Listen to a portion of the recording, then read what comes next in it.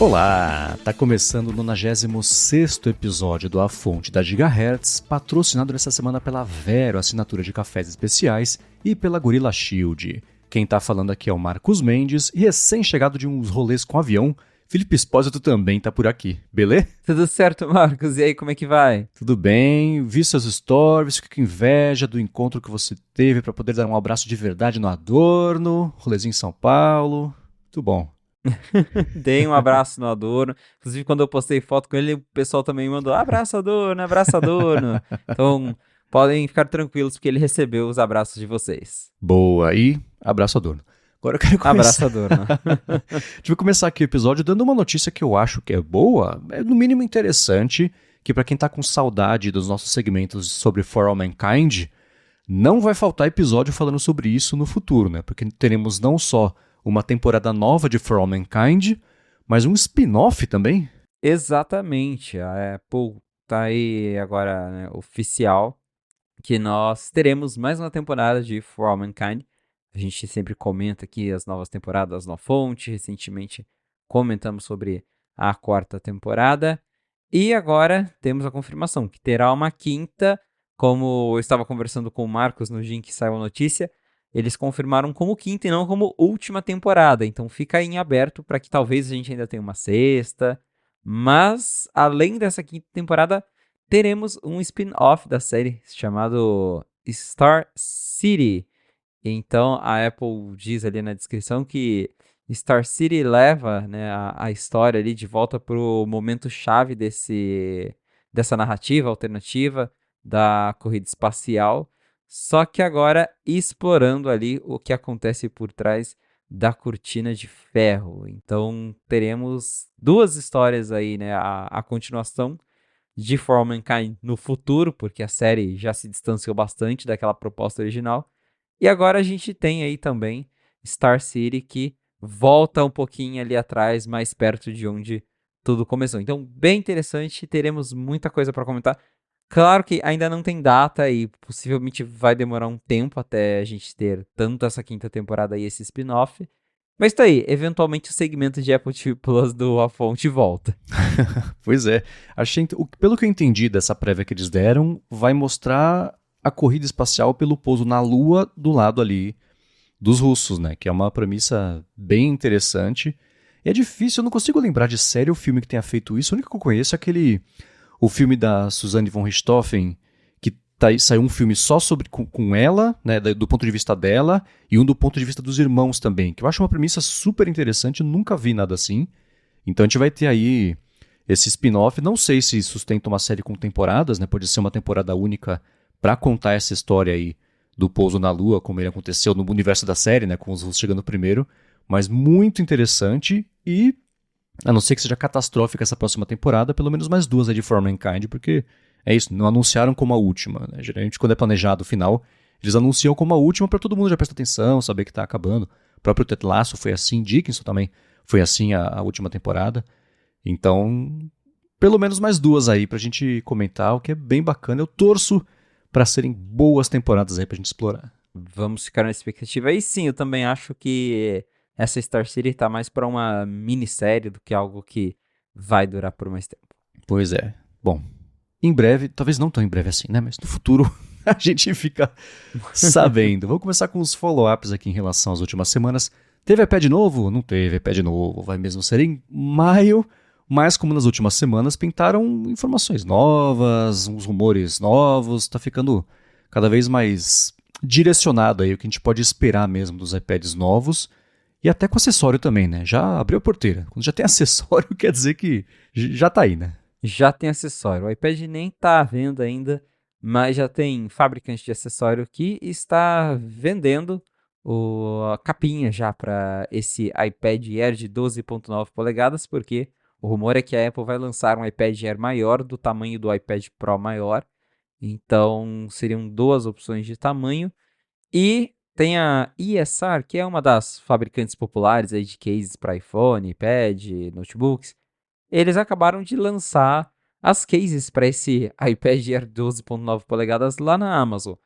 E a gente sabe que essas fabricantes de acessórios geralmente recebem informações privilegiadas antecipadamente para lançarem as cases, para adaptarem os acessórios para esses novos produtos, porque se deixar para fazer tudo depois que o negócio é anunciado, aí demora para colocar tudo no mercado, então a própria Apple acaba liberando as especificações ali antecipadamente para elas terem acesso para conseguir fazer esses acessórios.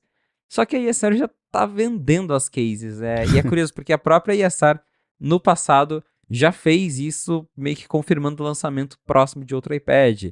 Foi lá em 2022, quando eles lançaram cases pro iPad 10, para aquele iPad Boa e iPad Nada, quando ele foi redesenhado. Uns dias antes, lá em outubro de 2022, eles também começaram a vender as cases para o iPad 10, e aí a Apple veio e anunciou. Então, considerando aí todos os rumores que agora a gente tem uma fabricante grande de cases que já está vendendo os cases para esse iPad, dá para considerar que realmente o lançamento está bem próximo. Mark Gurman continua falando segunda semana de maio, então falta pouco. E aí a gente finalmente deve ter novos iPad Pro e novos iPad Air. E ainda falando sobre o iPad Air, teve uma notícia bem curiosa sobre as telas, que o Ross Young, analista bem conhecido, que costuma acertar bastante, porque ele é do segmento de display, ele falou que a tela do iPad Air de 12,9 polegadas pode usar a mesma tecnologia mini LED que é utilizada hoje no iPad Pro, que também só tem no iPad Pro de 12,9 polegadas. Eu fiquei bastante surpreso com essa notícia, não sei você, porque o iPad Air ele é aquele produto que a gente vê como algo mais de entrada, mais barato, que a Apple abre mão de certas coisas para reduzir os custos. E aí eu já fiquei. Aí eu pensei duas coisas, né? Tá. Se a Apple vai usar o mini LED, talvez é porque ela tem estoque de sobra de mini LED de iPad 12,9. Ela vai. Agora que o Pro vai mudar pro OLED, ela vai pegar esse estoque e vai jogar no iPad Air. Mas o iPad Pro, ele também tem ProMotion. Ela vai pegar a mesma tela com ProMotion e vai colocar ProMotion no iPad Air. Seria o primeiro produto não Pro da Apple com ProMotion. E depois eu pensei, e o custo disso? Né? Justamente voltando na ideia de iPad Air ser o iPad intermediário, com uma tela cara, tanto que a Apple só colocou essa tela no modelo maior. E aí eu fico pensando, né, tá, eles vão subir o preço do Air maior, que provavelmente vai ser mais caro já do que o Air atual, mas vai ser quanto mais caro? E aí eu penso, se ele ficar mais caro, ele vai chegar perto do Pro. Só que aí tem rumores que o Pro também vai ficar mais caro, ou seja, vai ficar melhor, mas más notícias para quem tá querendo comprar iPad novo, porque tudo indica que realmente vai ser mais caro, né? Eu só escutando você falar isso tudo, eu só penso naquela notícia, não, a Apple vai tirar 2024 para simplificar a linha de iPads, vai deixar tudo mais fácil, eu penso onde, né?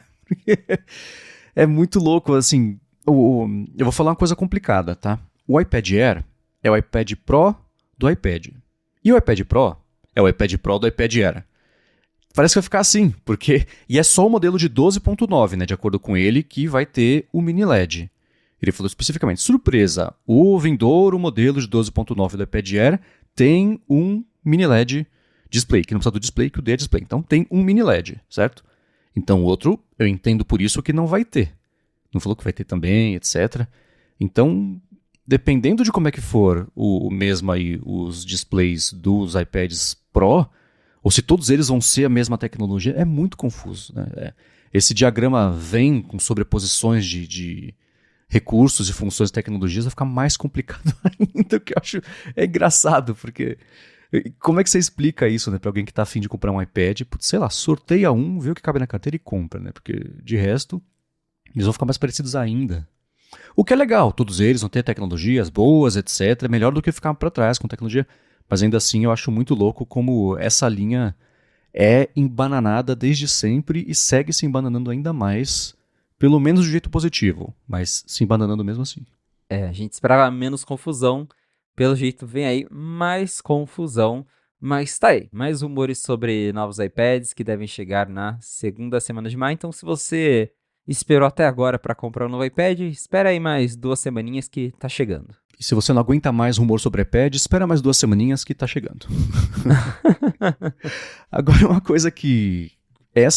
Isso eu não sei nem se é exatamente um follow-up, talvez seja, porque faz tempo que a gente não falava sobre elas, mas capinhas fine woven. Elas saíram no ano passado como as candidatas a substituto às capinhas de couro e acessórios de couro em geral, né, pulseira de Apple Watch também, etc. E assim que elas saíram, o pessoal percebeu que elas riscavam muito fácil e ficava com o risco do jeito feio, não do jeito bonito ali, do couro vivido. Fica um aspecto feio, né? Nas lojas, o pessoal usando. Você, né? Você testou. Você comprou também a Fine Woven do relógio, né? Numa das viagens que você fez. E a gente sempre falou sobre como isso tinha sido um tropeço da Apple e etc. A gente não entende como foi lançado. E depois de ter sido lançado, como, né? Que uma coisa dessa acontece. E o assunto deu uma esfriada, morreu. Acho que a gente foi quem mais falou de Fine Woven no último ano aí, depois desse boom do lançamento. Mas pintaram novidades aí, rumores, na verdade, nada confirmado, de que talvez elas já tenham ido aí para as cucuia, né? Essa notícia quebrou a internet, basicamente, porque a gente teve toda aquela repercussão inicial de Fine Woven, que era ruim, que o pessoal não gostou, que tinha muita gente devolvendo. Até saiu aquela matéria destacando que a descrição do produto lá na Amazon falava, este produto é muito devolvido pelos clientes, né? E ficava, pô, já até desanima quem tava pensando em comprar de realmente comprar o negócio. E aí, por fim, deu né, o assunto sumiu e agora voltou. O leaker Kozutami, que costuma postar aí algumas coisas sobre a Apple, coisas até certeiras. Segundo esse leaker, a Apple desistiu da Fine Woven e a produção está aí praticamente sendo encerrada já. A gente está em abril, mas se isso for verdade, a Apple tem certeza de que ela nem precisa mais fabricar as cases para vender o resto que ela tem disso lá no estoque até setembro, porque eu imagino que eles vão segurar isso até os novos iPhones, daí lança iPhone novo, eles atualizam as cases. Segundo Kozutami, a Apple está estudando substituir por outro material que também não será couro, mas talvez, sei lá, um couro sintético. Ele citou a matéria aqui do 95Mac Alcântara, né, que é outro material aí que pode substituir ali o Fine Woven. Mas parece que o Fine Woven atual, como a gente conhece, segundo esse rumor pelo menos, a Apple já teria desistido dele, já estaria encerrando a produção para em setembro, possivelmente, lançar outra opção. É bem curioso porque esses dias mesmo a Apple lançou uma propaganda sobre meio ambiente, e a propaganda é bem focada em nós acabamos com o couro em nossos produtos. E a gente sabe que isso veio com o curso de ter cases fine moving, que o pessoal não gostou, acho que a repercussão foi muito ruim. Você vai nas lojas, realmente as cases estão lá todas riscadas, a galera que compra devolve, então não me surpreende, mas ao mesmo tempo fico curioso, né, para ver justamente se eles vão anunciar, temos um novo material ainda melhor, uau, vão continuar chamando de fine woven, mas vão trocar o material e falar, agora é um Fine Woven ainda melhor, né? Um Fine Woven 2.0. Não sei, mas vai ser curioso ver como que eles vão controlar essa narrativa para explicar que eles estão mudando um ano depois porque a galera não gostou do material original, ou simplesmente vão desistir, vão só vender as cases de silicone, que sinceramente eu acho que era o que eles deveriam ter feito. Não quer fazer couro? Beleza, vende lá de silicone, quem quer compra, quem não quer procura outra alternativa e é isso. Esse material Alcântara a Microsoft usa no Surface Laptop. Eu não sei se foi em um modelo ou se foi em pelo menos um modelo teve. E eu procurei aqui matérias a respeito disso, até pessoal no Reddit, etc. Não vejo problemas. Tem alguém que postou uma foto aqui, ó. Tá aqui o meu depois de 7 meses de uso diário e parece novo, parece limpo, né? Certamente não tem o mesmo aspecto que a gente viu com as Fine Woven com muito menos tempo de uso e, enfim, né?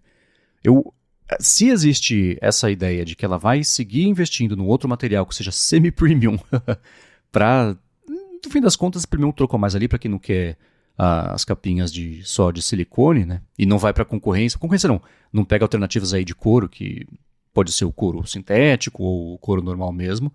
Ela tentar fazer uma segunda tentativa aí de uma capinha com esse toque meio... Não é de seda, sei lá, sempre esqueço o nome de veludo. Meio aveludado. Isso, uma coisa assim. Ela pode tentar de novo. Como ela vai contar essa história, fico bem curioso, né? Assim, A gente sabe como é que ela pode falar assim, a gente lançou no ano passado as capinhas Fine Woven e as pessoas adoraram, e a gente nesse ano resolveu melhorar. Temos uma capinha com material mais premium ainda, mais diferente ainda, ele é mais resistente ainda, mais durável ainda. Quer dizer, não fala que o outro não era, fala que esse é mais, né? E envelopa desse jeito. E ok, porque esse material, esse Alcântara, esse material é eu tentei achar aqui, e bom, é alguém dizendo, né? Mas assim, é poliéster, poliuretano, numa proporção 2:1, etc. E que o poliuretano ele é hidrofóbico, então já teria aí não uma resistência, mas ainda assim, bom, uma resistência mesmo, né? Então, já a água. Então, vamos ver. Fico curioso para saber qual vai ser a solução. Não porque eu vou comprar, mas para ver como é que ela vai comunicar isso, porque, bom, comunicação é a nossa área, e depois se vai funcionar mesmo, se vai rolar, se vai ser melhor, porque a primeira tentativa definitivamente não deu certo, e ainda é muito curioso, fico muito curioso para saber como é que isso foi lançado, porque não é possível que essas capinhas só passaram a riscar a partir do lançamento, que nos testes não era assim. Ou se já era tarde demais para fazer alternativa, sei lá. Um dia a gente descobre, mas tá aí. Aparentemente, Fine Woven já vai entrar para a história como talvez o produto, não sei, mas o acessório de vida mais curta aí que a Apple lançou nos últimos anos. Não sei, tentar pensar em algum outro exemplo aqui, mas difícil. Esse foi pouquinho. Esse ainda chegou a ver a luz do dia, né? A AirPower só foi anunciado porém, apesar, né, de nunca ter visto a luz do dia, acho que durou mais tempo no site da Apple do que possivelmente Fine Woven durará. Exatamente, ótimo ponto. Muito bem, uma outra coisa que já tinha sido rumor e que você até voltou a falar dela nessa semana no Night 5 Mac é sobre o HomePod com um display, com um LCD ali na parte de cima, porque vazou mais uma peça, ou vazou a peça de novo. Onde tem fumaça tem fogo, será mesmo? A gente está falando de HomePod com tela faz tempo e os vazamentos continuam. Lá no 95 Mac nós já encontramos várias referências sobre HomePod com tela no código do tvOS, do iOS. E agora o Kozutami, que é esse mesmo leaker que vazou aí essa informação sobre as cases Fine-Woven, ele publicou uma foto de uma parte do que seria ali o vidro superior do HomePod, e é um vidro curvo, diferente do que a gente tem hoje, que é um vidro retinho, ali onde fica os controles touch. E ele condiz com outras fotos que a gente também já repercutiu aqui, que também já vazaram antes, que mostram lá um HomePod com uma telinha em cima, só que uma tela de fato LCD, touchscreen, até tinha um ícone que aparece ali, que supostamente ela vai mostrar informações básicas, controle de música, volume, essas coisas ali em cima da tela do HomePod. Então, dá a entender que a Apple continua sim explorando ativamente essa ideia de ter um HomePod com tela. A gente tem escutado muito isso, e também que ela tem estudado mais de um produto, porque desse vazamento aqui que vem do Kozutami, supostamente seria para um HomePod 3, ou seja, uma continuação do HomePod que a gente já tem, só que com uma telinha de fato ali em cima para ter alguns controles rápidos. E em paralelo tem aqueles rumores de que a Apple está trabalhando num produto mais ambicioso, que seria mais parecido com o Amazon Echo Show, que de fato seria ali um speaker com uma tela grande, do tamanho ali de um iPad mini, algo em torno de 7, 8 polegadas, e aí você teria um sistema mais robusto, talvez até o próprio tvOS para você assistir, para você navegar, ver a letra das músicas. Então, tem essas duas coisas em paralelo. A gente não sabe, claro, né? Como esses vazamentos eles continuam acontecendo, dá a entender que a Apple está trabalhando, mas não tem previsão, não tem rumor falando a Apple vai lançar isso em setembro.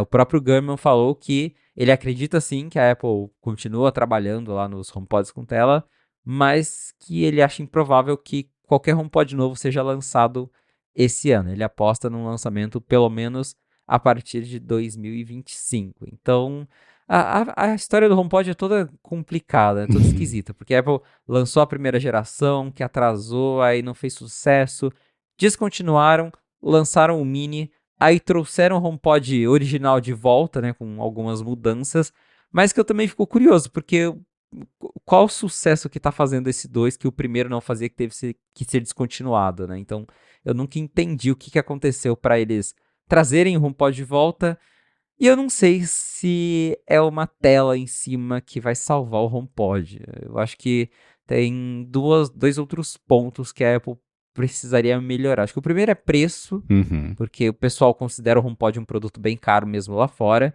Ele foi lançado por 350 e caiu para 299, mas ainda assim, $300 por um speaker. E aí, se você considerar que você quer o par, você tá falando de um sistema de $600, é bem caro.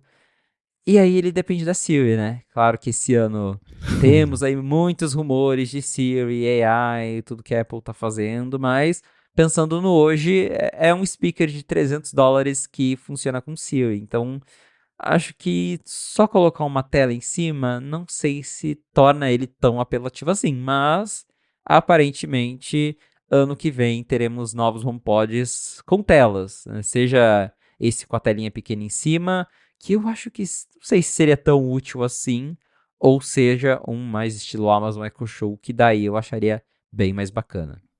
Tendo em casa o do Google, o Home Nest, sei lá como é que chama essa semana, que eles trocam de nome toda hora, ele tem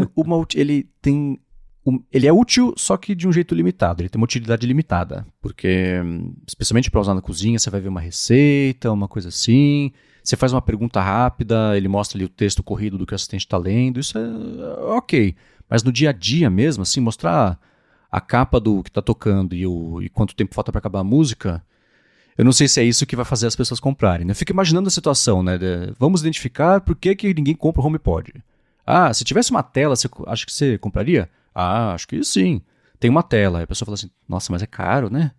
E mesmo se ele fosse mais barato, o HomePod Mini não foi exatamente um sucesso estrondoso, né? Ele custa $99. O que da Apple custa 2 dígitos? Nada, né? Adesivo.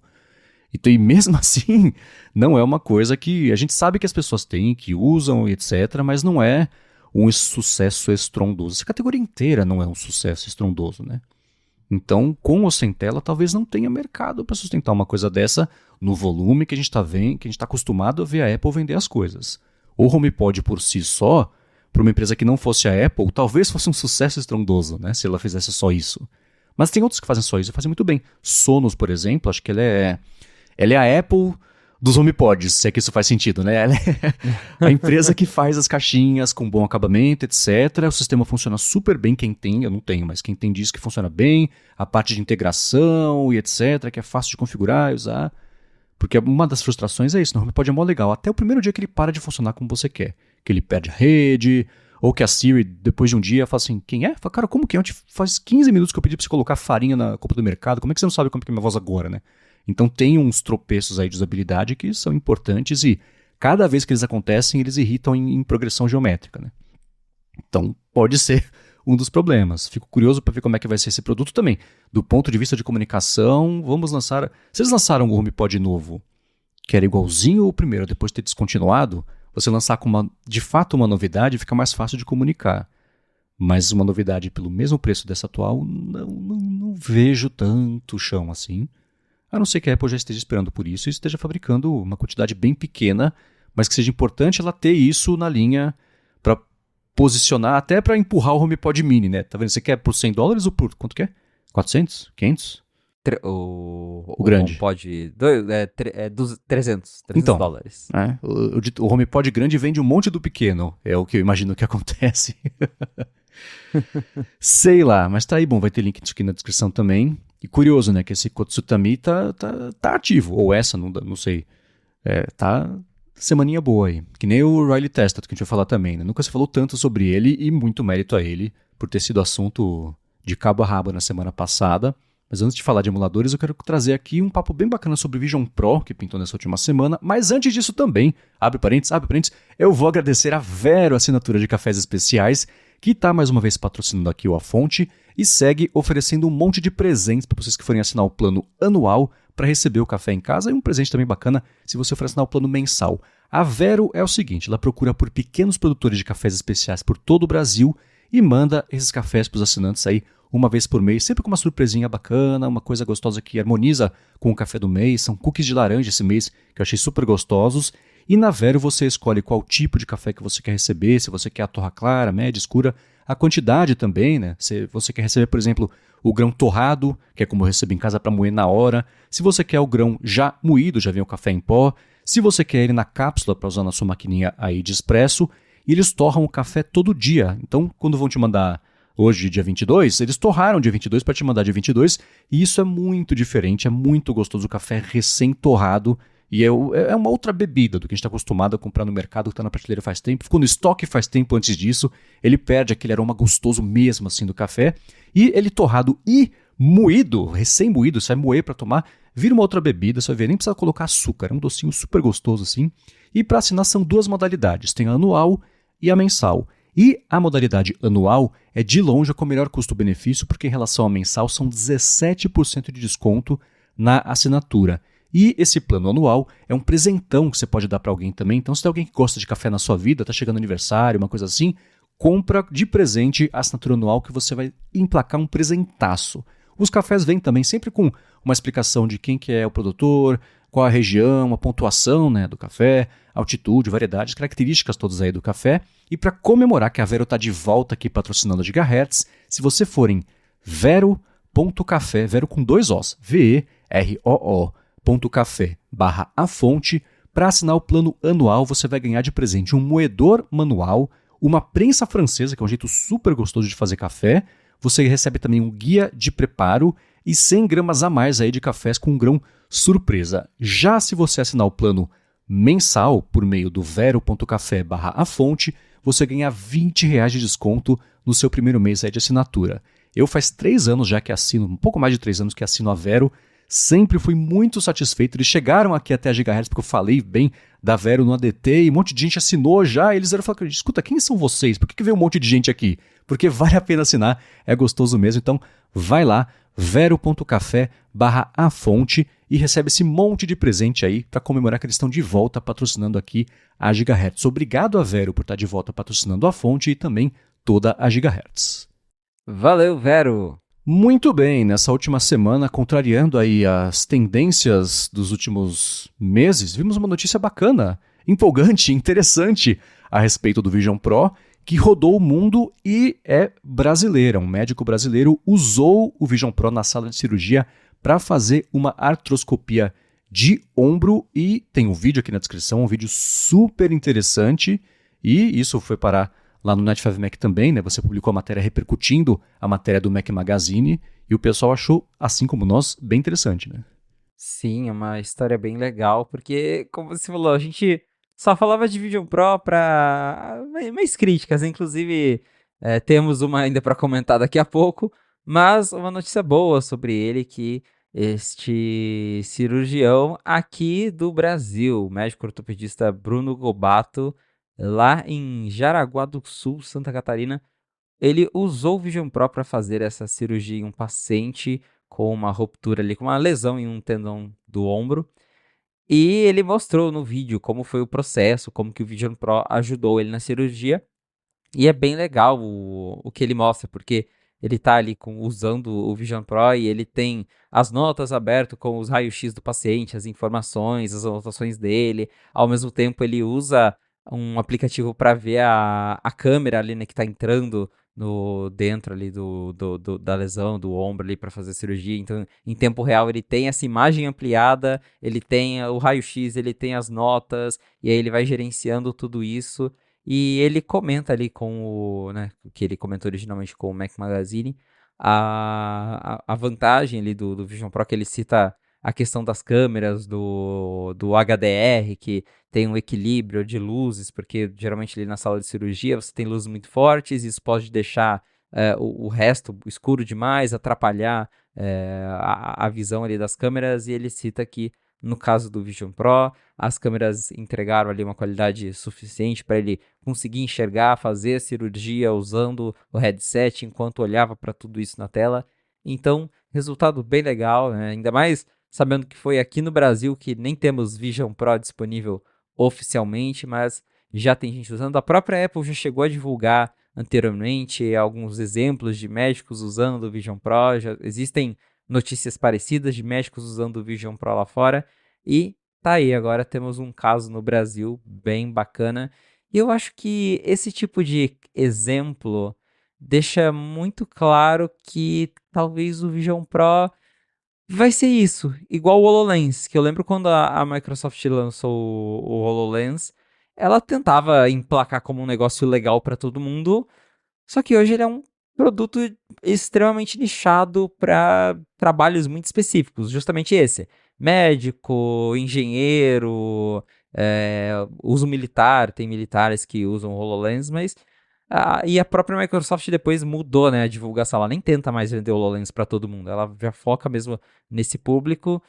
E eu tenho essa impressão de que com o Vision Pro é a mesma coisa, que a Apple até tenta, né? Falar, olha que legal, você pode ver Disney Plus com fundo do Homem de Ferro. Mas, né, $3.500, quem que vai comprar isso pra ver Disney Plus? Então, no fim das contas, acho que esse é um uso bem mais interessante, que talvez até pra Apple focar mais a comunicação do Vision Pro pra isso mesmo, né? Tipo, olha como legal, ferramenta médica, ferramenta para engenheiros. E nesse exemplo, pelo menos, a gente vê que ele funciona muito bem. É, todo produto assim depende do uso que a pessoa vai dar para ele, que é uma coisa óbvia, mas eu vou explicar. É o seguinte, né? Na matéria do Mac Magazine eles falam, por exemplo, que o Dr. Bruno já tinha usado o HoloLens em cirurgias, já tinha feito, até tem um vídeo da Microsoft falando sobre isso, uma cirurgia também com a presença virtual de vários outros médicos ao redor do mundo. Então, se você é uma pessoa que se empolga com esse tipo de tecnologia e você acha o jeito certo de o jeito certo não, acha uma forma de trazer isso para o dia a dia, qualquer ferramenta vai funcionar muito bem. Eu estou falando isso como uma coisa positiva, tá? Que é isso, a gente está falando aqui de vários jeitos, o Vision Pro, para que serve, etc. Tá aí, um uso super legal. Eu mostrei o vídeo para Larissa sem dar o contexto. Falei, olha isso aqui, né? Aí ela viu, tá, não sei o que ela falou assim, o que eu tô olhando? Eu falei, essa tela não tá aí. Ela falou, o quê? Eu falei, essa tela aqui e tal, é do Vision Pro, você aproxima, tira, não sei o que lá, tá aqui a nota, tá aqui o modelo 3D do ombro da pessoa. Ela falou, cara, muito legal. Eu vejo pro trabalho dela, ela faz alguns exames também que envolvem, dependem de uma câmera para ver o que está acontecendo dentro da pessoa. Tem um exame que é super complicado, que eu não vou nem arriscar de explicar aqui, que é a CPRE, que é para desentupir a via biliar, etc. E depende muito de imagem, depende de contraste de raio-x na hora que está acontecendo o exame, e a posição que ela fica em relação ao paciente com o monitor atrás dela é um jeito super estabanado. Estabanado não, né? Mais complicado de fazer do que um exame que você consegue ter um acesso visual mais rápido. Então você ter a tela na sua frente, independente de onde seja a frente, ela virtualmente sem ocupar espaço físico, pode ser muito poderoso para um monte de situação. E essa que apareceu aqui também, que vai ter o vídeo aqui na descrição para quem quiser dar uma espiadinha, tem ali, né?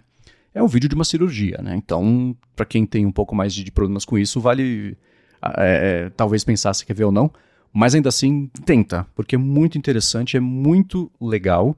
E eu vejo, né, quando eu sempre brinquei que quando você fala que você lança o dispositivo para todo mundo, aí dá um ano, dois, três, aí fala assim, agora vai focar no mercado corporativo, agora vai focar no mercado de ensino, agora no mercado médico. É assim, vamos investir em um nicho que foi o nicho que comprou a nossa ideia e os outros todos não, então paciência, né? A gente volta a uma conversa parecida com a do Vision Pro. Mas nesse caso eu não vejo desse jeito. É uma forma que as pessoas não tinham pensado ainda, não tinham visto ainda como funciona e funciona de verdade, sendo usado no mundo real. E né, não é assim no congresso lá de não sei onde o conceito. Não, ele fez aqui numa cirurgia aqui no Brasil e funcionou bem. Achei super legal, super interessante. De novo, vale dar uma espiadinha aí nesse vídeo. E eu, cara, eu achei curioso porque você publicou a matéria no Night 5 Mac e ele comentou, o Dr. Bruno comentou, né, em resposta a um comentário lá, nossa, mas como é que faz pra esterilizar? Ele falou, o óculos não precisa, que nem óculos normal. 2 dislikes. Falou, cara, o que vocês querem, pelo amor de Deus, né? Mas tirando essa parte, vale dar uma espiadinha que eu achei muito bacana e muito interessante. Agora, uma outra coisa também que virou notícia, essa a gente tinha especulado que poderia passar a acontecer em relação ao Vision Pro, vai acontecer que durante a demonstração do Vision Pro nas lojas, as pessoas vão poder ver os próprios vídeos que elas já fizeram, às vezes sem saber, com a captura naquele esquema de vídeo espacial, né, dos iPhones novos. Então, um jeito... Isso sim eu acho que deve converter muita venda, né? A pessoa tem uma conexão emocional, claro, com o vídeo que ela gravou. Então ela vê aquilo, reviver aquele momento em 3D. Eu acho que isso, mais que qualquer outra demonstração de dinossauro, de borboleta no dedo, pode ser muito poderoso aí para quem for tentar experimentar nas lojas, né? Exatamente, porque hoje você agenda aquela demo do Vision Pro, que é aquele negócio que dura 30 minutos, a Apple te leva lá no sofazinho da loja, você coloca o headset, e aí você vai passando, vê uns vídeos gravados pela Apple, vê coisas em 3D, vê fotos tiradas pela Apple. E o pessoal diz que é impressionante, mas aquilo não é conteúdo seu, né? Então acho que não, talvez não tenha um apelo tão afetivo, uma coisa tão emocional. E para tornar essa experiência mais pessoal, para deixar a galera com ainda mais vontade de ter um Vision Pro, a Apple estaria trabalhando em um sistema para que os usuários que vão lá fazer a demo, porque os clientes possam ver os próprios vídeos espaciais que eles gravaram com o iPhone, em casa, em qualquer lugar. E aí, quando você vai fazer a sua demo do Vision Pro numa Apple Store, você vai ter a opção de passar esses vídeos pro headset antes da demo começar. Então, a gente encontrou referências a isso no código do iOS 17.5 Beta 2, que saiu na semana passada. E esse sistema, ele usa ali basicamente um protocolo de transferência sem fio, com criptografia, e vai deixar o cliente abrir o iPhone e escolher alguns clipes gravados em vídeo espacial para transferir ele na hora pro Vision Pro. Até os códigos que a gente achou aparecem umas mensagens falando: o vídeo precisa, você pode até vai ter um limite de itens para não ser muita coisa também. E a Apple recomenda você escolher vídeos curtos para ser mais rápido e também porque a demo só dura 30 minutos, então tem que ser uma coisa mais ágil.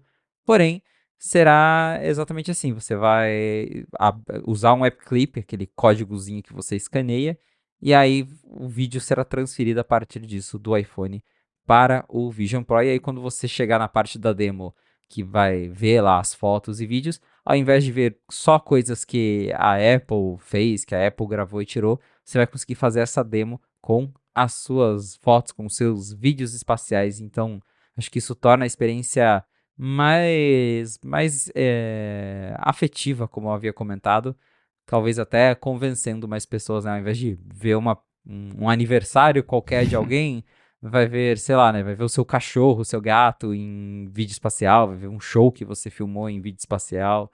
Então, talvez isso acabe convencendo mais algumas pessoas de que o Vision Pro é legal, de que vale a pena comprar um, né? Acaba tocando mais a pessoa. E também faz sentido porque a gente tem rumor de que iPhone 16, todos os modelos da linha vão gravar vídeos espaciais, hoje é só o 15 Pro que grava. Então, com mais pessoas tendo iPhones que gravam vídeo espacial, faz mais sentido a Apple dar a opção pra galera, tipo, você tem um vídeo espacial? Assiste aqui, né, durante a demo. Então, tá aí, isso ainda está em beta, está sendo desenvolvido, mas provavelmente deve chegar em breve aí para as unidades demo do Vision Pro nas lojas. Essa conexão com o que você mesmo fez deve ser um outro nível de aproveitamento do vídeo, né? E isso entra um pouquinho, eu até ia falar sobre isso justamente nesse papo de agora que a gente bateu sobre o Vision Pro, né? As campanhas do iPad antigas faziam o quê? Tá aqui a pessoa usando, olha como o iPad é útil, a pessoa tá aqui numa turbina eólica, não sei quantos pés de altitude, não sei onde, no meio do nada, consertando a turbina. Tá aqui o outro aqui fazendo oceanografia. Eu olho e penso, tá, a pessoa troca e-mail e mexe no Excel todo dia. Você não tá falando com ela que esse produto é super capaz, é muito mais do que ela precisa. Então, trazendo pro dia a dia, pra realidade da pessoa, é um outro jeito, muito mais, você não precisa falar nada, só mostra, fala, isso aqui foi você que gravou, assista a isso, né? E se quem já fez o review, enfim, né, quem diz que vê nesses vídeos dos outros, nesse formato espacial, acho que foi o John Gruber, falou, cara, me emocionou, eu nem conheço a família. Alguém falou alguma coisa desse tipo, né? Então, vendo os próprios é uma outra coisa mesmo. E eu consigo imaginar daqui a uns anos, você conseguindo até ver esses vídeos espaciais direto no iPhone. Porque aí o blá vai ser, se no iPhone já é legal, imagina imersivo como é que vai ser. Mas a pessoa tem que sentir essa vontade. Essa vontade você dá dando a opção, a oportunidade de experimentar, né? Nesse momento, o Vision Pro só vendido nos Estados Unidos, super limitado, nem tem. Você vai gerar a vontade da pessoa de comprar o Vision Pro, não tem, ela vai fazer o quê? Compra o MetaQuest, que também não tem no Brasil, mas é muito mais barato de trazer. Asterisco, a gente já vai falar sobre, quer dizer, é caro do mesmo jeito, mas a gente já vai falar sobre isso. Então, é um equilíbrio delicado você falar que existe, deixar a impressão de que é interessante, mas não anunciar para o seu concorrente, enquanto você não consegue dar vazão aí a demanda, não consegue fabricar suficiente para vender em todos os países e ter nos países que você se comprometer a vender, né? Por enquanto é só Estados Unidos. Tem a conversa de que logo também Estados Unidos e onde que ia começar a ser vendido? Sei lá, algum país também. Na China. Na China, é. Mas também tá só conversa, né? Por enquanto nada de concreto, nenhuma data sobre isso. Mas é o que lá no começo a gente especulou e agora aconteceu.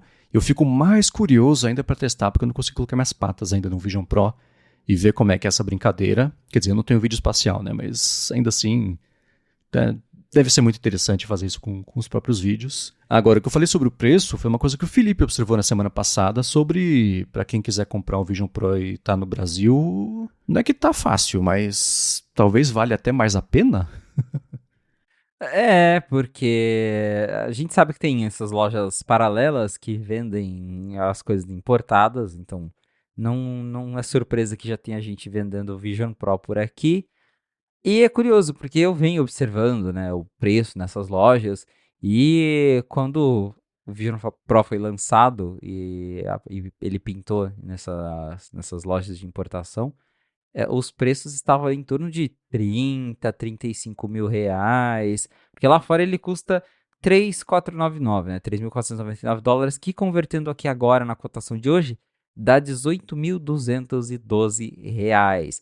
E isso que daí, se você vai lá nos Estados Unidos comprar, dependendo do estado, tem a taxa, tem o imposto, você ainda, né, tem aquele risco de passar lá na alfândega separado, ter que pagar mais imposto ainda, então é uma coisa que para você ir viajar, comprar, sai muito caro, né? Você provavelmente gastaria aí mais de 20 mil reais fácil para comprar um Apple Vision Pro lá fora.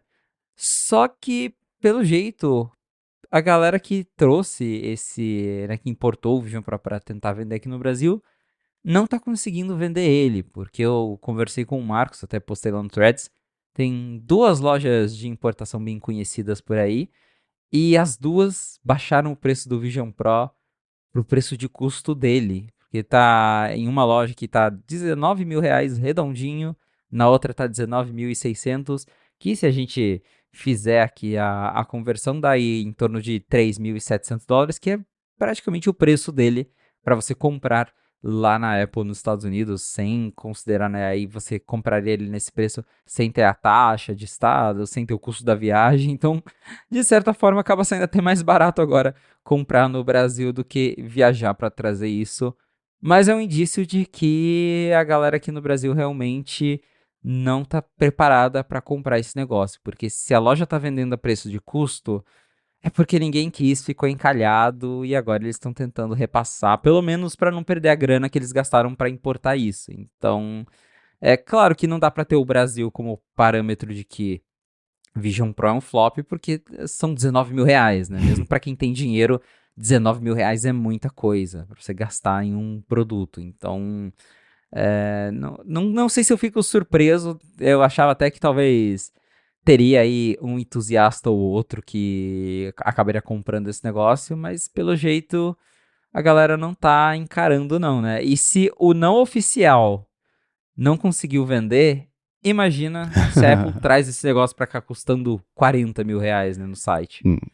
A gente tá numa situação muito louca que o Brasil tem um Vision Pro mais barato do mundo. Porque, assim, considera o seguinte, né? Esses US$ 3.500, aí eu sei que tem cartão que dá isenção, blá, blá, blá, mas, assim, tem a taxa do estado que vai de... Tem uns estados que não tem taxa, né, pra incentivar mesmo compra, tem estado que vai até 10%, então na média, 5%. Nova York, Flórida, mais ou menos 5%. Então já adiciona esse 5% direto nesse valor de 3.500. Aí vai pagar com cartão, né? Aí tem IOF, tem o spread do cartão, já vai botar aí mais uns 5, 6%, né? Considerando que esses 19 mil reais são 4% a mais só do que esses US$ 3.500 na cotação de hoje do dólar, tá mais barato comprar direto do que se você... Tirando o preço de ir até lá, isso nem tá na conta, né? Mas, ou de trazer, enfim... Para quem estiver curioso, mas tem esse monte de limitação, por exemplo, eu estava conversando com o Rafael Fishman sobre isso. Eu falei, cara, você está usando o seu Vision Pro todo dia? Ele falou, olha, queria usar mais, só que é tão complicado porque só aceita a conta americana e a minha conta da App Store normal do dia a dia, ele tem, não sei se é do Brasil, de Portugal, enfim, não é americana. Então tem que ficar trocando, etc, não é a mesma conta, então não está tão integrado com os dados, informações da conta mesmo do Apple ID dele. Então tem esses pedágios todos que atrapalham mesmo a experiência, né?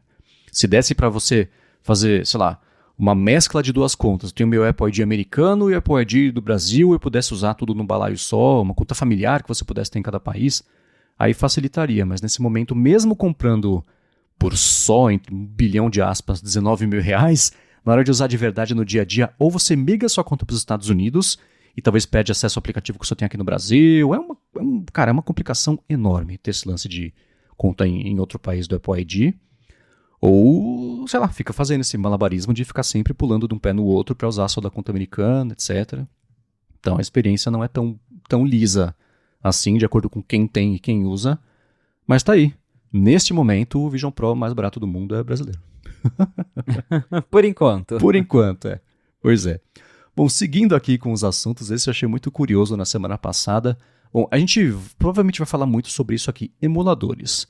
Agora, talvez a gente até comentou na semana passada, né? Como resultado aí das leis da Europa, etc., a Apple tenha mudado no mundo inteiro as regras da App Store para passar a permitir emuladores. Teve um que foi o IDBA, que apareceu na App Store, Isso. que logo depois foi removido, porque na verdade era uma cópia de um aplicativo de código aberto que o Riley Tested, da Outstore, que a gente vai falar também, tinha feito, etc. Então apareceu, ficou 12 horas, saiu da loja. Logo em seguida, né, teve um emulador também, que era o Bime, que saiu, que era de NES, etc. Ele apareceu na loja e o desenvolvedor falou, cara, fiquei com medo e arreguei, tirei aqui da loja, porque ninguém pediu para eu tirar, mas eu tirei também porque eu não quero problema, não tenho tempo, grana e paciência para lidar com isso. Mas apareceu, né? Tem o Delta, que é do próprio Riley Tested, que é um emulador. Ele lançou lá fora também. Eu vou misturar uns assuntos aqui, porque é tudo mais ou menos o mesmo balaio, né? Ele lançou lá fora, na Europa, na semana passada, a Outstore PAL, que é tem o PAL M e o NTSC, né? Então ele lançou a Outstore PAL, que é por conta ali da Europa também, que, enfim, tem acesso ao Delta. Ela vai custar €1,50 por ano, porque tem aquela Core Technology Fee que a Apple vai cobrar, etc., dependendo da quantidade de downloads. E eu baixei na semana passada o Delta, claro, nunca passei tanto tempo na minha vida jogando Dr. Mario, que estava com uma saudade de jogar Dr. Mario, e tem uma série de outros, enfim, né, consoles que você consegue emular com esse Delta, os da Nintendo aí para jogar. Então, essa é uma conversa que eu perderia dinheiro em aposta, dizendo que a gente não teria aqui no A Fonte, que é sobre emuladores oficiais na App Store, porque até agora não entendi como é que o departamento legal da Apple não perdeu os cabelos ou fechou, ou desistiu, ou deixou isso acontecer, porque é um vespeiro muito maluco isso.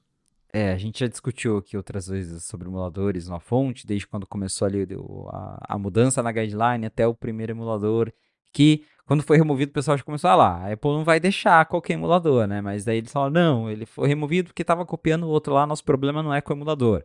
Aí veio o segundo que o cara tirou por medo dele, mas a Apple mesmo não fez nada. E o Delta tá aí, né? Já tá há alguns dias na App Store, tá firme, forte. Aplicativo mais baixado em vários países, então mostra a demanda reprimida por esse tipo de coisa na App Store, né? Porque a Apple sempre foi contra, a gente não tinha, mas agora que tem, o negócio é um dos apps mais baixados no mundo. Então, muita gente tinha vontade de ter esses simuladores, já existia um método, sempre existiram métodos de você fazer o sideloading, aí você baixa e muda isso, aquilo, aí você até consegue, mas o usuário comum geralmente não vai fazer isso. Agora tá um pouco mais fácil, né? Você vai lá na App Store, baixa o emulador. Só que tem muitas questões por trás que a gente fica curioso, isso da Apple mesmo, né? De o que fez eles mudarem de ideia, a gente imagina o que fez, mas como foi a discussão para permitir isso, justamente pela aquela conversa de legalidade. Porque assim, a emulação em si, ela não é vista como uma coisa errada, dependendo de como você faz isso, mas geralmente para você baixar os jogos, você baixa uma cópia pirata do jogo, e aí tem toda essa questão, mas a galera defende e fala, não, mas dá para você emular uma ROM legítima que alguém criou e disponibilizou de código aberto, tem umas ROMs que o pessoal, enfim, cria joguinho para console antigo e libera lá para todo mundo, mas a gente sabe que na prática mesmo a galera vai baixar o joguinho de Nintendo lá, pirata, que foi lançado há 30 anos atrás. Só que as guidelines da Apple, elas falam que é responsabilidade do desenvolvedor, né, cuidar do software, da questão da legalidade. Então, o que eu entendi é que basicamente a Apple está terceirizando todo o problema para o desenvolvedor. Tipo, a Nintendo não gostou? A a gente vai mandar a Nintendo se entender com você. Aí o problema é seu, né? Teve aquele caso que a gente já comentou, que a Nintendo processou lá os criadores de um emulador famoso, os caras levaram uma multa pesada. Então, lendo ali as guidelines, o que dá a entender é realmente isso, de que a Apple terceiriza todo o problema para o desenvolvedor, falando, ó, você é responsável pela questão legal, de como as pessoas vão encontrar, baixar os jogos, e aí se der alguma coisa, o problema é seu. Mas tá aí, o Delta está na App Store, eu também baixei, já testei, eu acho que é um dos emuladores mais bem feitos que eu já vi, porque ele tem toda a skin do console, funciona bonitinho, tem lá o feedback tátil, que ele se integra com o feedback tátil do iPhone, então funciona muito bem. De novo, demanda mais do que reprimida, porque tá aí um dos apps mais baixados, e mais uma vez que o Marcos comentou na semana passada, que fica evidente que é o resultado da competição, olha só que legal, né? Porque veio o próprio Riley Tested com a ideia da AutoStore, que teria emuladores, e empolgou a galera para baixar a AutoStore. A Apple falou, pô, isso vai motivar o pessoal a baixar uma loja competindo com a App Store. Vamos permitir emulador na nossa. Então, quem diria, né, que com competição as coisas vão para frente. Nesse momento aqui da gravação, na App Store brasileira, o Delta é o segundo app mais baixado, ele é o mais baixado da loja americana. Eu fui aqui no App Figures, fui sorteando países, Argentina, segundo mais baixado, Nova Zelândia, primeiro mais baixado. Então, era demanda reprimida mesmo, né? E eu sei que muita gente vai baixar e nem sabe nem o que fazer com isso, mas tá baixando. E eu, se fosse você, eu baixaria. Só pra garantir, porque vai que amanhã ou depois já saiu da App Store, pronto, né? Tem um monte de app de emulador que... Eu lembro quando eles apareciam, tipo, é uma calculadora, mas se você fizer um código Konami lá, pá, destrava um emulador. Aí a Apple descobria e tirava do ar. Então sempre teve isso, era muito engraçado, né? Então, esse Delta, ele apareceu, né? Apareceu na App Store, porque, como você disse, ele já existia fazia um tempo, mas foi logo para o primeiro lugar. Falei, quer saber, eu vou baixar isso aqui, porque já, de algum jeito, vai sair da loja, vai ter um problema. E esse específico é interessante, porque se a Apple tirar, ela vai... É um tiro no pé, né? Porque ela vai anunciar só mais ainda para aumentar o interesse na Europa pela loja paralela. E ele não está disponível na Europa, né? Só pela loja paralela, que é uma coisa ou um ou outro lá na regra, mas ainda assim, imagino que não seja do interesse dela anunciar que essa possibilidade existe agora na Europa e, inevitavelmente, vai existir no resto do mundo aí também. Cada um com o seu prazo, conforme a Apple for comprando e perdendo essas brigas aí ao redor do mundo, né? Muita coisa ainda vai acontecer, como a gente disse lá no comecinho do ano. Até o final do ano, tudo estará diferente na App Store. Pois é, ainda bem. Muito bem, agora eu quero trazer aqui alguns rumores que pintaram sobre os próximos e os próximos iPhones também, né? Porque não basta falar do iPhone 16, tem que falar do 17 já também. Mas antes disso, eu vou tirar um minuto do episódio para agradecer a Gorilla Shield, que está mais uma vez patrocinando aqui a fonte e segue oferecendo 5% de desconto para quem for lá e usar o cupom GHZ na hora da compra. E onde é lá? É em gorillashield.com.br, mas tem link na descrição também. A Gorilla Shield tem uma série de acessórios de bastante qualidade que vão desde carregador, cabo, capinha, coisa assim, até coisa para notebook. Eu estou usando um suporte aqui que eu estou achando ótimo para o meu MacBook Pro. Tem também hub de USB-A para USB-C, etc. Adaptadorzinho, coisa assim. Tem um carregador 3 em 1 para o Apple Watch, para o iPhone e também para os AirPods, que a Larissa pegou para ela em tempo recorde, tá adorando também. Tem até uma luzinha, a pessoa usar na cabeceira da cama, tem uma luzinha também ali que você acende, que ela não agride, ela acende bem de levinho ali, bem pouquinho, só para você saber o que tá ao redor ali, poder pegar alguma coisa. Super bacana. Ele é super compacto também, né? Você dobra, ele fica parecendo uma carteira assim, cabe na mala, cabe na bolsa, é super útil, eu tô gostando. Quer dizer, a Lari tá gostando, mas eu gostei bastante no curto período que eu usei e experimentei. E se você for ou na descrição aqui do episódio ou acessar gorillashield.com.br, você pode conhecer a gama enorme de produtos, todos de qualidade. O que eles mandaram aqui para eu testar, que eu vim falando ao longo das últimas semanas, eu gostei bastante. E você usando o cupom GHZ quando for finalizar a sua compra, você ganha 5% de desconto cumulativo com outros descontos também que estejam rolando no site. Então passa lá, gorillashield.com.br, link na descrição. Muito obrigado a Gorilla Shield pelo patrocínio de mais esse episódio do A Fonte e pelo apoio a toda Gigahertz. Valeu, Gorilla Shield! Muito bem, saiu uma notícia que depois... Todo mundo não, né? Que muitos veículos, inclusive o 95 Mac, disseram que essa notícia existiu, mas já com bastante ceticismo. E logo depois a notícia ela sofreu uma retração. Retração que fala mesmo? Não é retração, né? Retratação. Retratação. Ela ficou mais curta, ela encolheu. Ela sofreu uma retratação que veio lá do site Mac Observer, que era de uma pessoa que tinha dito que os iPhones 16 iam começar já em 256 de espaço e não partir de 128. E isso me fez, dentro do que você queira ou que você possa falar, eu pensei em explorar um pouquinho como é que funciona esse lado de rumores, né? Porque essa notícia saiu, ela foi divulgada lá no Mac Observer e saiu em vários sites, todo mundo repercutindo ao seu jeito, etc. Teve gente que falou, cara, não faz o menor sentido essa notícia. E depois o próprio Mac Observer falou assim, gente, essa notícia não deveria ter sido publicada, mandamos mal, foi uma pessoa que pulou as etapas de aprovação editorial e isso saiu, a gente tirou do ar a notícia, essa pessoa nem está mais com a gente. Eu fiquei pensando, pô, como é que funciona isso do lado do site, né? Você tem as suas fontes, vocês têm as fontes de vocês, e quando alguém chega com uma coisa muito bombástica ou muito estranha, como é que é o processo de pensar a respeito, tentar confirmar a informação, etc., até decidir publicar e ficar de olho também na reação? Como é que é essa dinâmica? Acho que também muda um pouco de site para site, mas essencialmente a gente espera que as informações sejam sempre verificadas. Claro que às vezes acontece quando a gente tem uma informação muito bombástica, todo mundo tem aquela pressa de querer ser o primeiro, né? Querer publicar antes de todo mundo, porque às vezes acontece da fonte estar conversando com outras pessoas, então é comum isso. Só que nesse caso é bem complicado, porque não dá para saber exatamente o que aconteceu, mas aparentemente o Mac Observer ele tinha convidado um usuário chamado Leaks Apple Pro, que ele já era ativo no Twitter há algum tempo, mas assim, lá no Twitter ele nunca teve um histórico legal. Ele sempre inventou umas histórias, coisas que ele falava que iam acontecer, nunca aconteceram. Então, assim, já não sei o que levou o Mac Observer a, de repente, contratá-lo ou chamá-lo para escrever essa notícia, né? Sem investigar o histórico dele antes. E aí ele publicou essa matéria falando que a Apple ia mudar o armazenamento base do iPhone 16 Pro.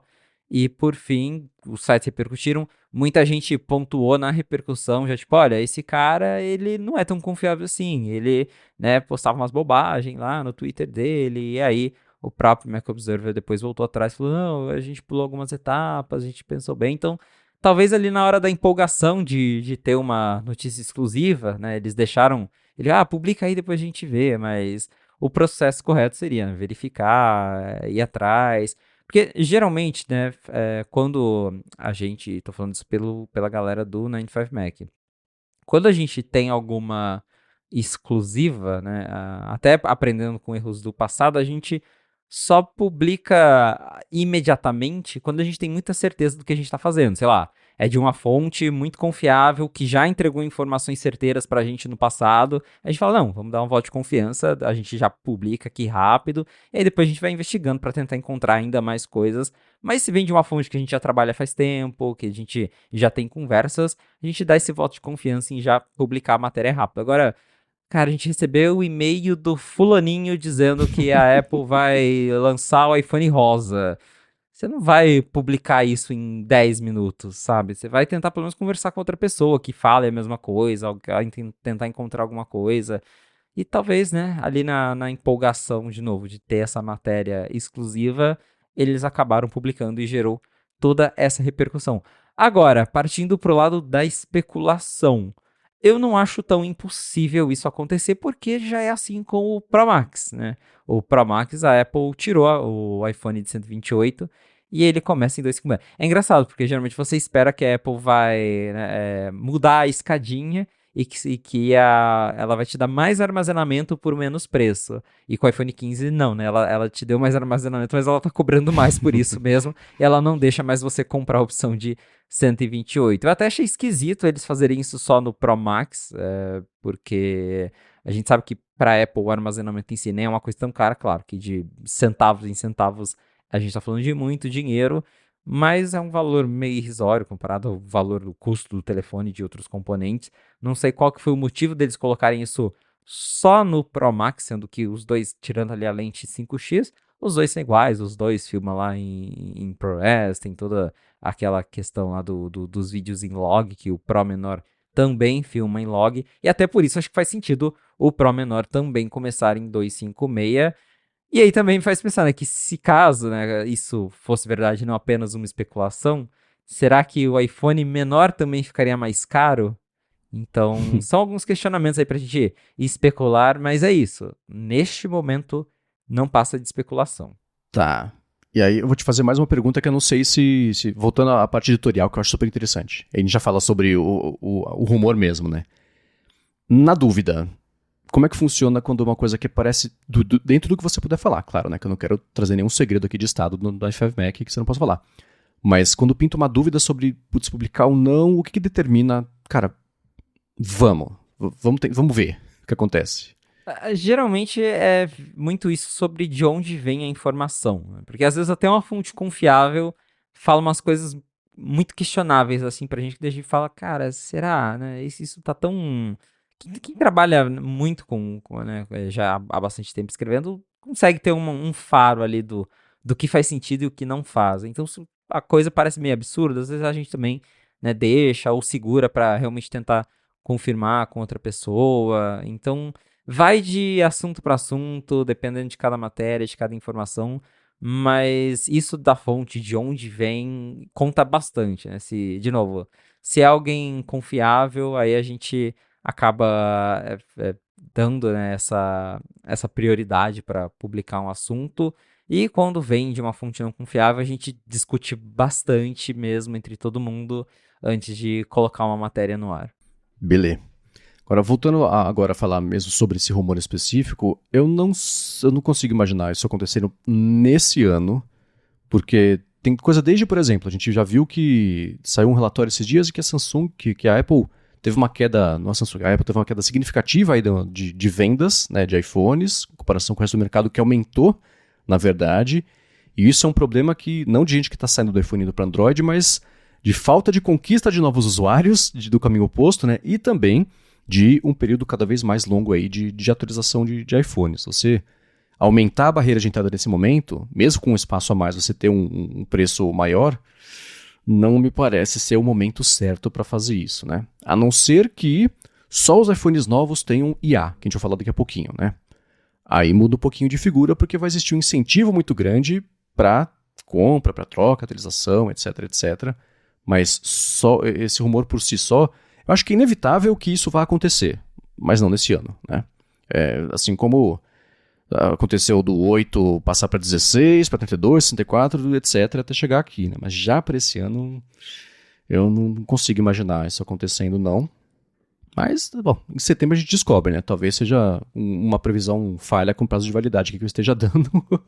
Mas uma outra coisa, um rumor também que pintou sobre os iPhones 16 Pro é um rumor que fala sobre... Uma das coisas que eu sempre achei que deveria ter sido corrigida já é o reflexo de luzes na lente do iPhone, né? E eu lembro, sei lá, você visita fórum, coisa assim, tem sempre alguém falando, gente, meu iPhone tá com defeito. Olha esse ponto roxo que apareceu no céu aqui, do nada. Eu sempre pensei, cara, isso é uma coisa que não que seria trivial de resolver, mas já você tem lá as engines que mesclam vários frames da foto, etc, para fazer a foto perfeita. Não daria para nesse processo você analisar que tem um ponto brilhante matematicamente correspondente ao oposto do quadrante desse ponto da foto de verdade, que a luz está refletindo na lente, e com o tremilicado ali da mão que você vai tirar fotos, calcular isso e remover isso? Pode ser que alguma coisa assim apareça já nos próximos iPhones e resolva de uma vez por todas esse reflexo de luzes, né, que dá ali na lente. Tem um leaker aqui, é um leaker até com um histórico confiável aí de acertos, e ele falou que a Apple está testando um novo coating, né, um novo acabamento, uma cobertura ali para lente, que vai dar uma boa reduzida nesses reflexos, porque é natural, né? É física, luz, vidro, reflexo, não tem como fugir, até câmeras profissionais às vezes sofrem disso, mas claro que lentes mais caras, mais profissionais, geralmente têm acabamentos específicos para reduzir o máximo possível. Se eu não me engano, isso com o iPhone começou lá no iPhone 5, que foi o primeiro que a Apple usou o acabamento de safira nas lentes, e aí começou a causar esse tipo de reflexo mais perceptível mesmo. Eu lembro que eu tive o iPhone 5, foi a primeira vez que eu passei a perceber que, tipo, nossa, dependendo de como eu tiro a foto, dá pra ver, né, o reflexo da luz é invertido na imagem, e até hoje isso nunca foi resolvido, né, seja por lente ou por software, igual você falou, né, o software reconhecer e apagar ali aquela imagem, ainda mais hoje que a gente está falando de AI, que consegue editar as coisas, talvez também seria uma solução, mas pelo que dá a entender aqui, de acordo com esse leaker, o que a Apple está fazendo mesmo é testando uma nova lente que reduziria reflexos e aí sim daria uma boa melhorada sem depender de software, até porque, né, o software ele funciona para foto, mas quando a gente fala de vídeo é mais complicado. Então, você ter uma lente melhor, né, uma lente antirreflexiva, melhoraria tanto para foto e também para vídeo. Eu mesmo esse fim de semana fui gravar à noite e é meio chato mesmo você ter que ficar encontrando o ângulo certo para gravar onde não bate tanto reflexo, porque senão fica aquele monte de luzinha voando no vídeo e dá um aspecto meio chato. Acho que se a Apple conseguir resolver isso no iPhone 16 Pro, será um grande upgrade para quem trabalha aí com vídeos, principalmente com produzindo conteúdos durante a noite. Eu já cansei de usar o Photoshop para resolver esse problema, que dá para resolver com um clique. Então, que isso venha mesmo para os próximos iPhones vai ser bem bacana. E um rumor quentinho para finalizar a partir de iPhone 16 de rumores que pintou nessa manhã no Night 5 Mac é que a Apple pode, nesse ano ainda, se livrar mesmo de botões físicos, móveis ali nas laterais do iPhone e substituir por iPhones capacitivos e sólidos ali, com feedback tátil de se você sentir que você apertou, que faz uns 3 anos que fala, próximo iPhone vai ter, e nunca tem. Agora, quando a gente fala de produção, de início de produção, né, os 45 do segundo tempo, pintou esse rumor de que a Apple fez um pedido de muitas peças para um fornecedor que é consistente com essa tecnologia, etc.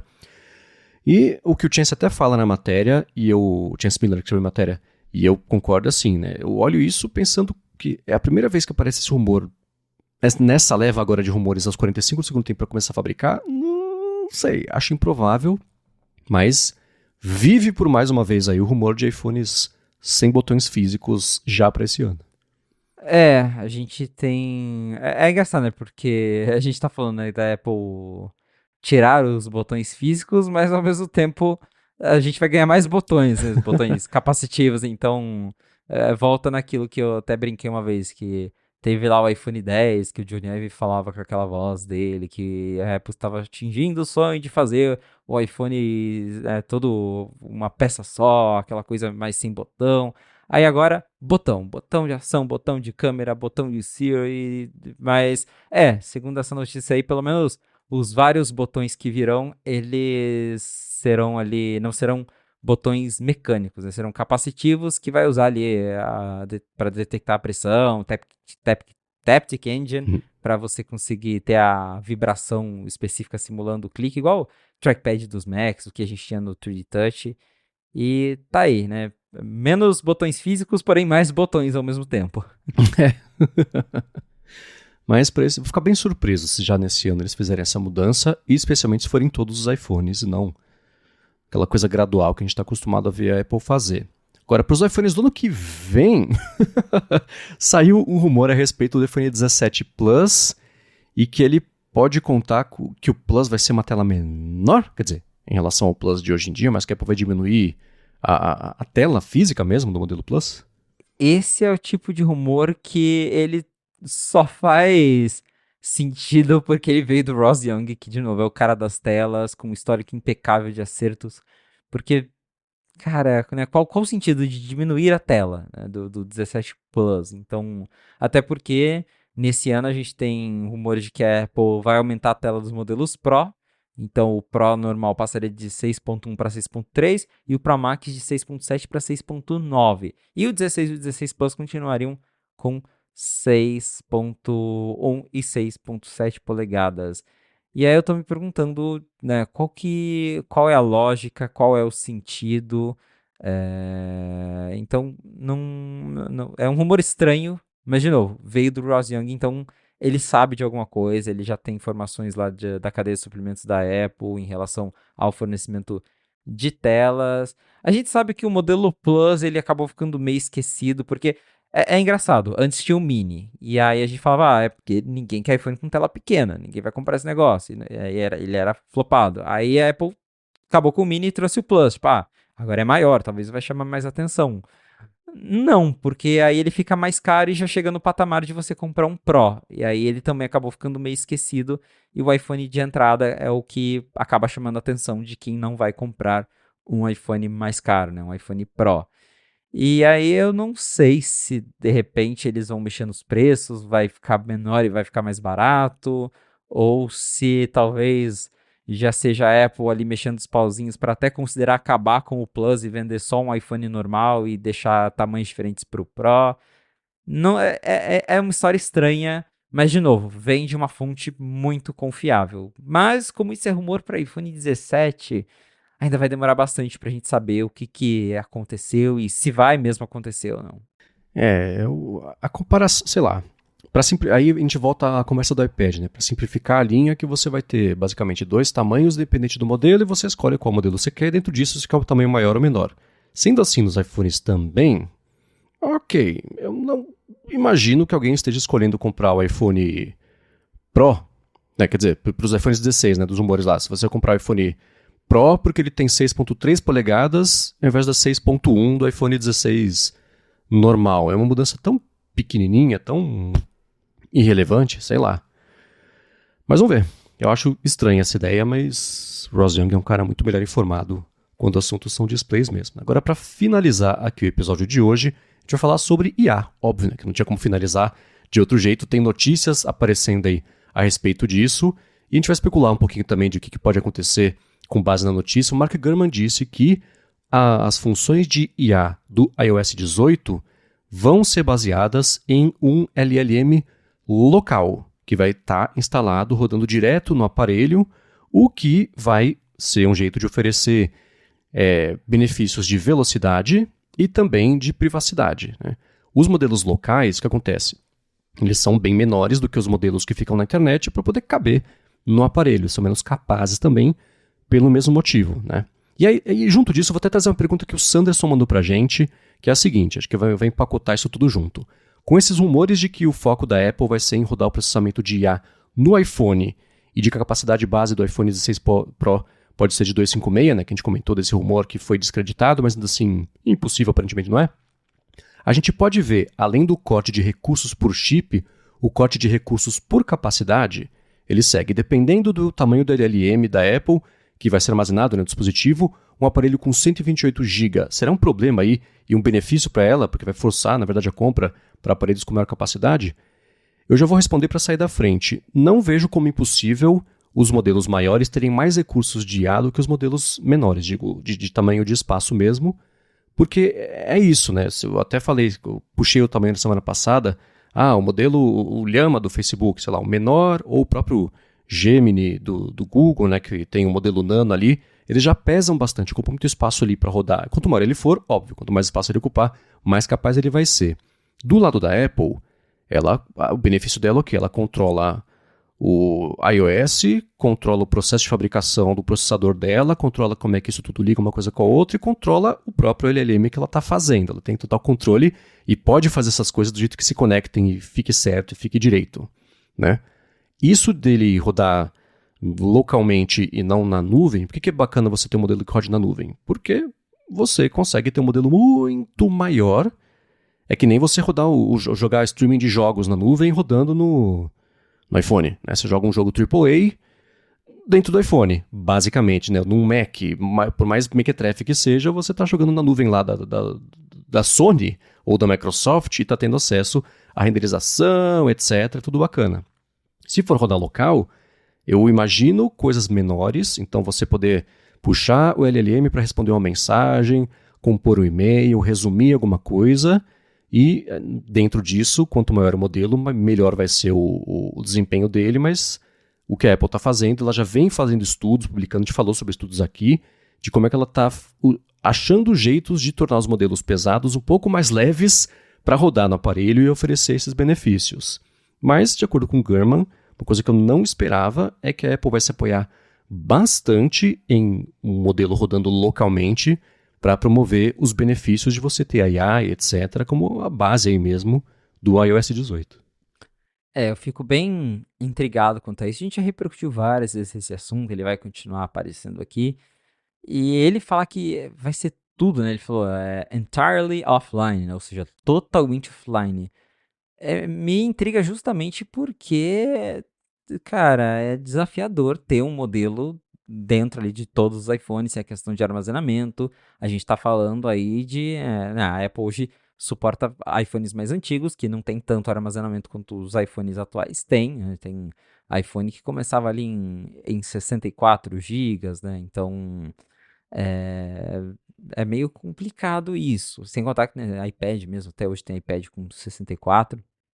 E aí a gente fica nesse embate de será que é viável isso, né? Ok, a Apple está trabalhando em tentar, né, compactar os modelos para eles serem menores para conseguir colocar eles dentro de celular, mas tem aquilo que você já apontou várias vezes de que por mais que você consiga fazer o modelo menor caber ali dentro do celular, o online ele sempre vai ter uma vantagem, né? De você conseguir colocar mais coisas, mais capacidade, sem né, essa necessidade de usar o hardware.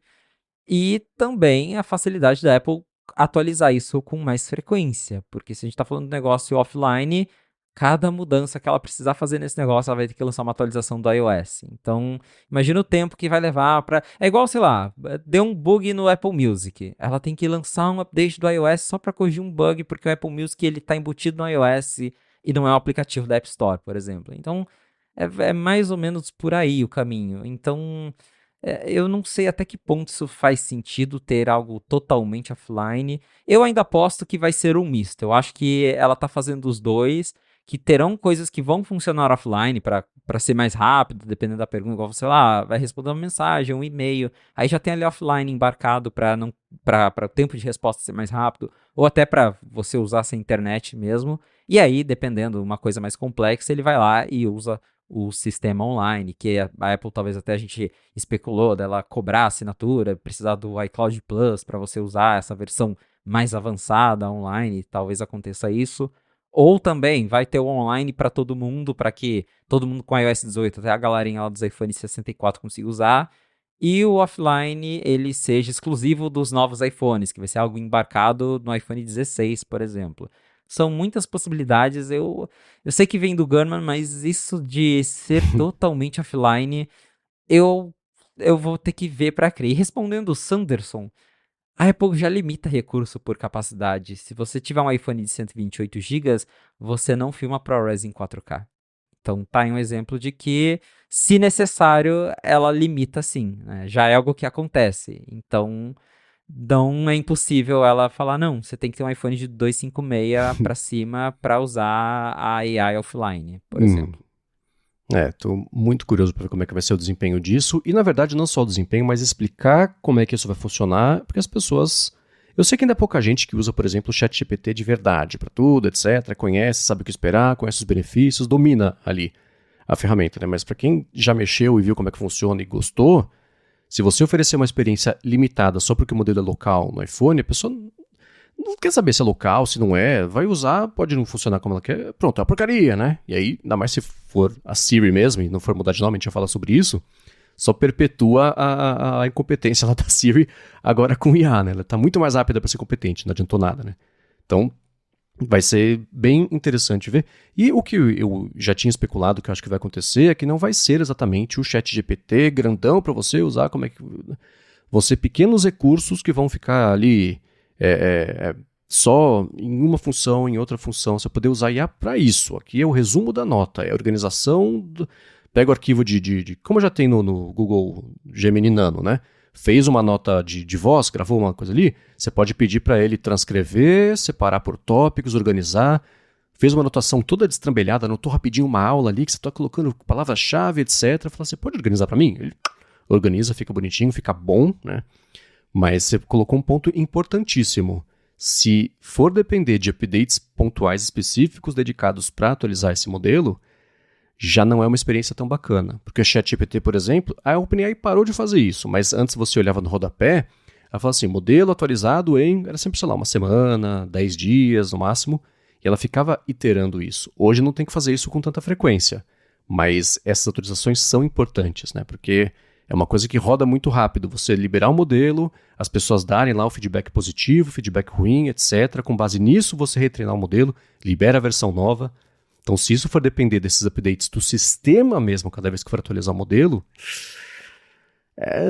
não sei se é a melhor estratégia, especialmente nesse começo que, assim, eu estou esperançoso, mas vai ser ruim. Não é que vai ser ruim.